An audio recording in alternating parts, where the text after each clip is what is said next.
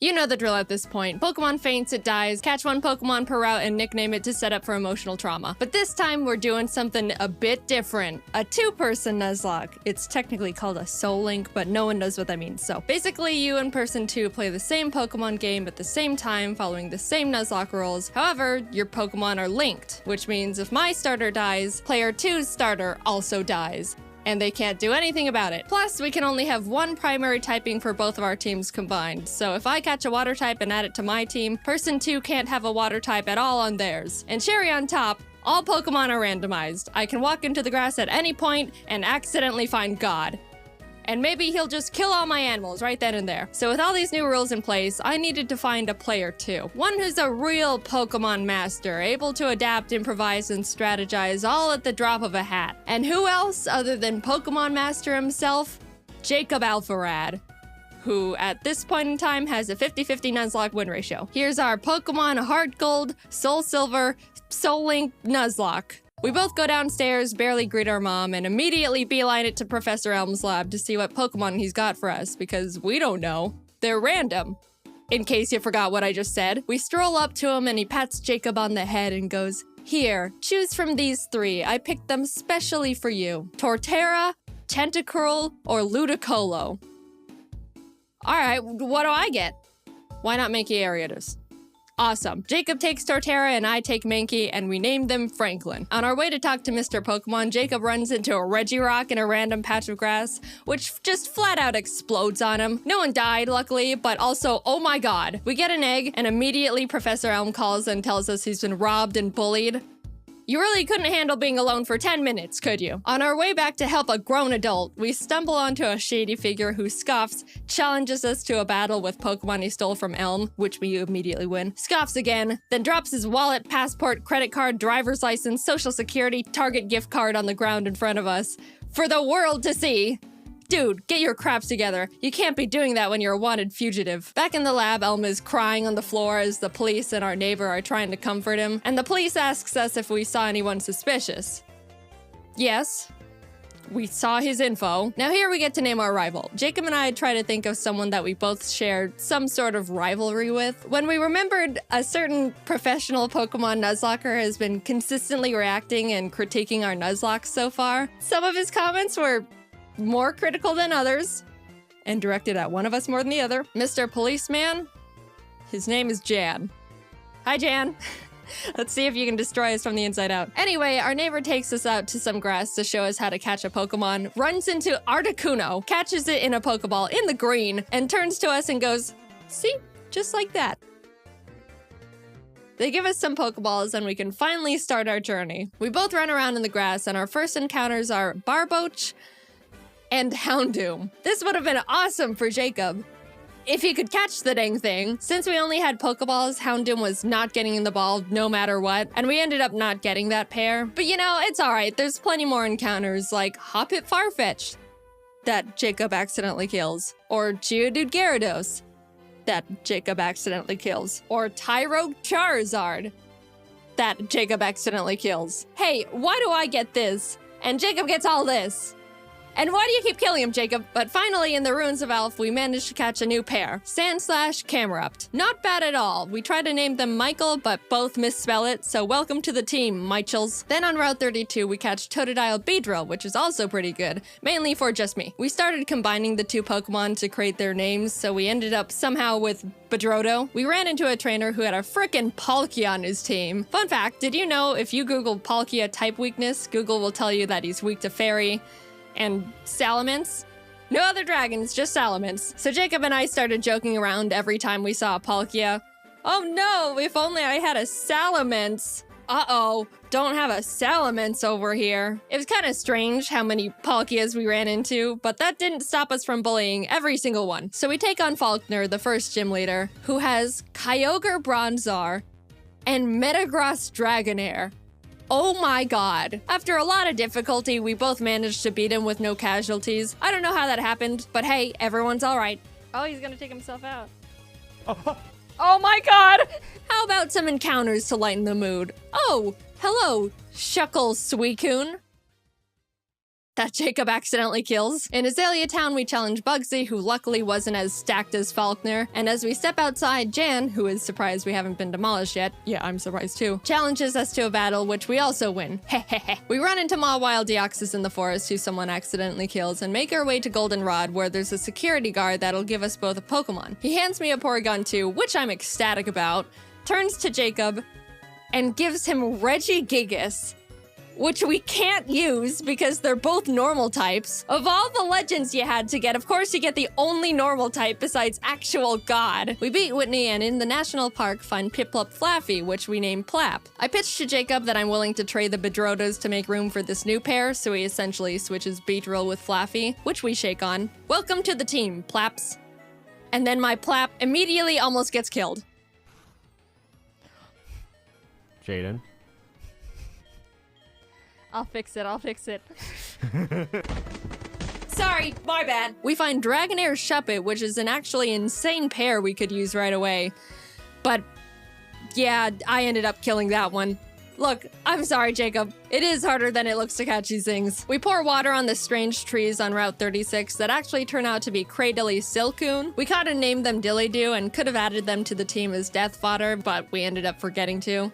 Which is, yeah, a pretty silly mistake, but what's the worst that could happen? Who needs death fodder in a Nuzlocke? Jacob and I make it to Ekritique and walk into the burned tower. As we are about to go down there, Jan runs up and is like, "You're only trying to catch Suicune to make yourselves look stronger than you actually are." And we're like, "No, we killed him a while ago." But he still wanted to battle, probably to show off the Mew he somehow found. We beat him yet again, go downstairs, scare off the dogs, and go challenge Morty. Jacob didn't have any trouble for the team Morty had for him, but for me, I was having a bit of a harder time because he had a Lugia, which neither me nor my team could even handle. All I could do was bubble beam it with Plap and pray I don't get crit one-shot as Jacob just sits there watching. But it ended up working out. We arrive in Olivine and climb the giant lighthouse, almost falling to our literal death along the way. Reach Jasmine at the top, who's like, "Climb back down and go get medicine for Amphi and Cianwood."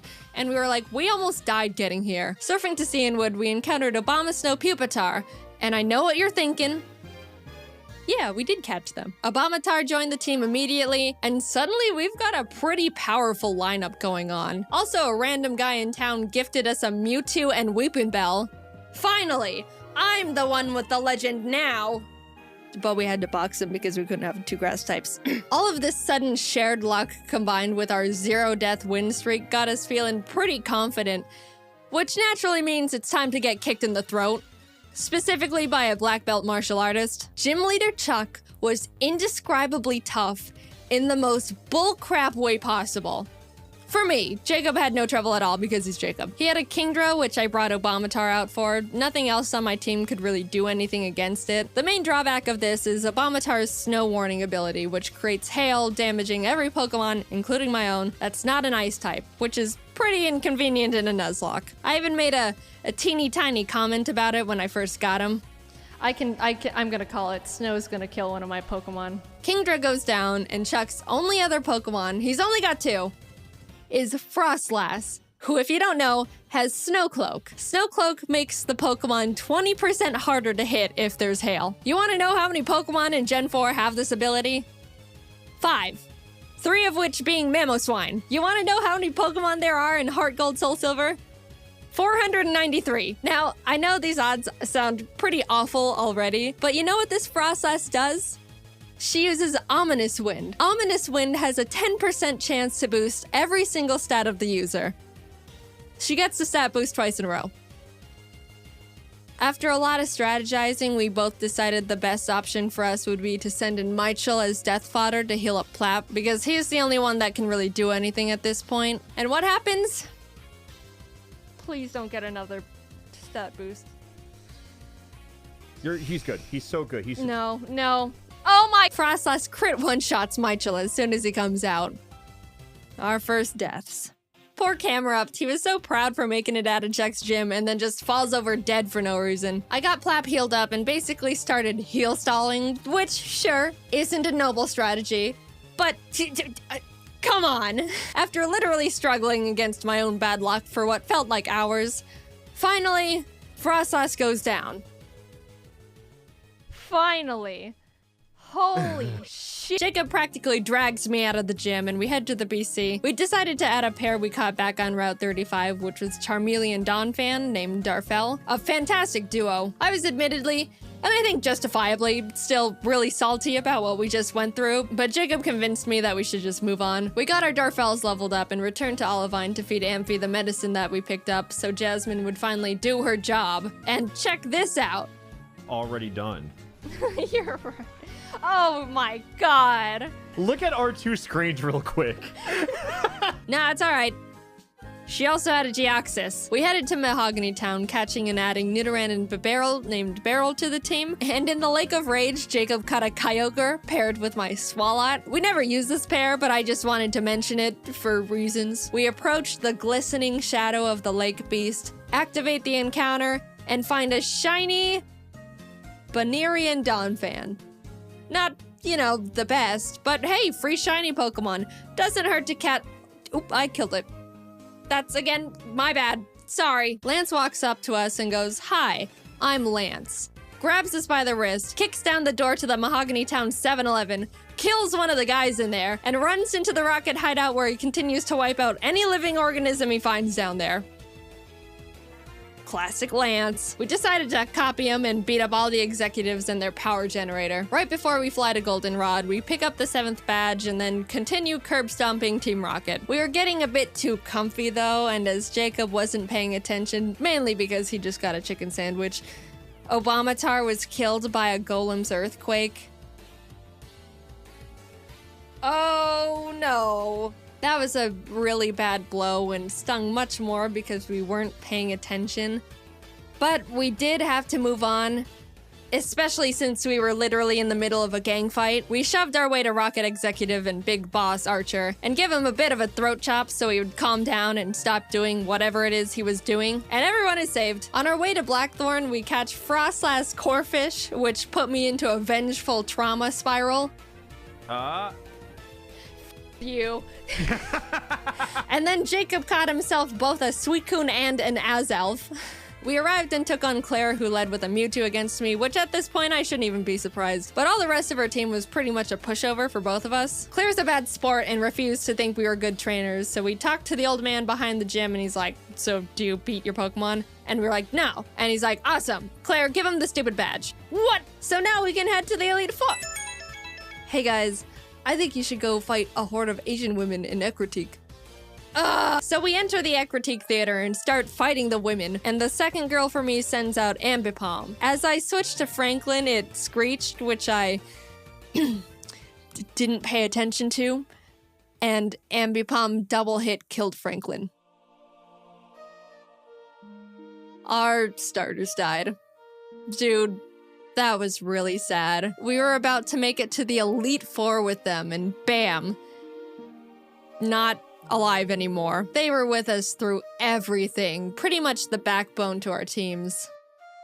Man, Jan's gonna make so much fun of us when he finds out. As we're still mourning, the last Kimono girl rest spams with Wailord.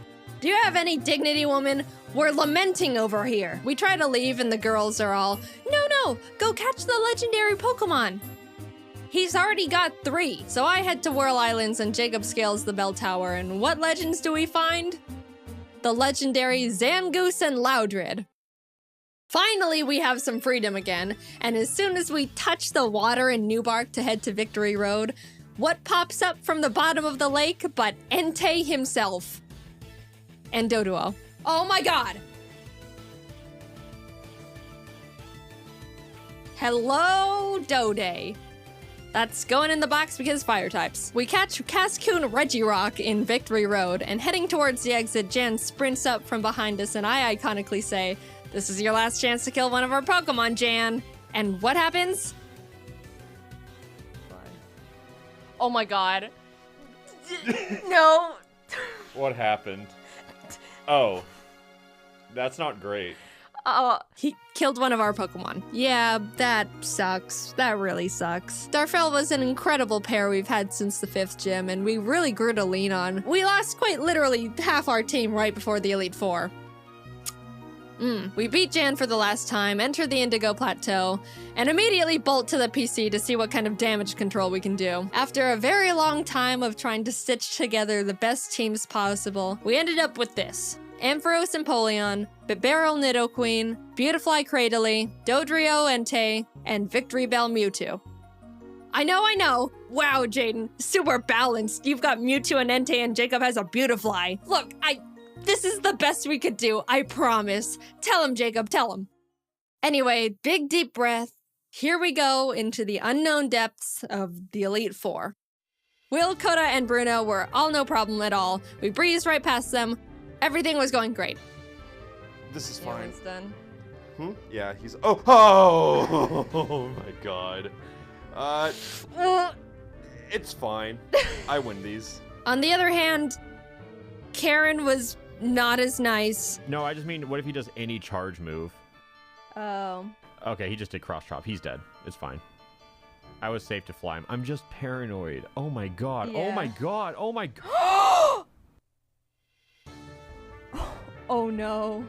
Guys, we're so sorry we got you killed in the first, 15 minutes of having you. We ended up getting out of the battle with no more casualties, but facing Lance with a team of 4 each is really not ideal, to say the least. But we walked up to him nonetheless. Whether we win or lose here, this is our last battle.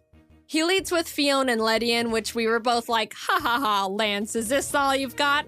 And then he hits us with the no. Jacob was up against his Porygon Z, Rampardos, Licky Licky, Zapdos, and Plusle. And even though it's a pretty stacked team, he was holding his own and getting through them really well. On my end, I was dealing with a Giga-impacting Snorlax, which I really had nothing for. I just had to pray for no crits and as many misses as possible. It goes down eventually, and what does he send out next? Palkia. Oh, I could really use a Salamence right about now. This is what we get. We bullied Palkia so much during our journey here. Looking at my team, I don't have anything that can handle Palkia either, except for Mewtwo. And what happens?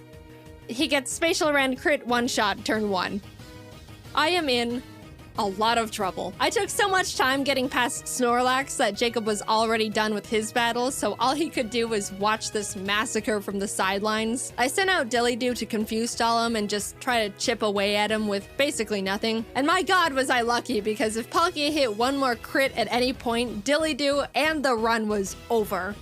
And I was forced to dance on that line for a long time. But eventually, Dillydoo lands the finishing blow. I was so proud. The pair that we caught so early on and deemed as death fodder was the one saving us. We're so sorry for doubting you, Dillydoo. Thank you for sticking by us and not dying. But that was only half of Lance's team, might I remind you. Plap took out his Sand Slash, which stunk, but Bastiodon came out, tanked Plap's Surf, and killed him with Metal Burst. I was in shock with that one. That was our second oldest pair. Ever since our Franklins died, Jacob and I both started seeing the Plaps as our star members. Beryl came out and revenge finished the Bastiodon, and Lance's last Pokemon was big ol' hard-hitting, tanky frickin' Azumarill. I sent Dillydoo back out because Beryl would die immediately, and started the chipping game again. If that wasn't bad enough, Azumarill set up the rain and an Aqua Ring for itself, which turned this fight from,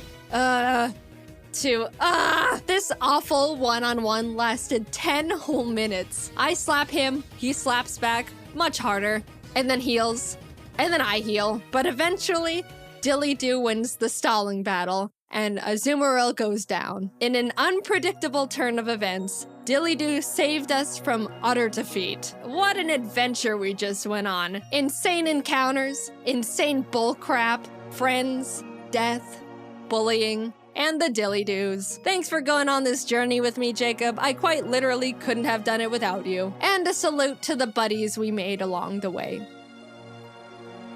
Except you.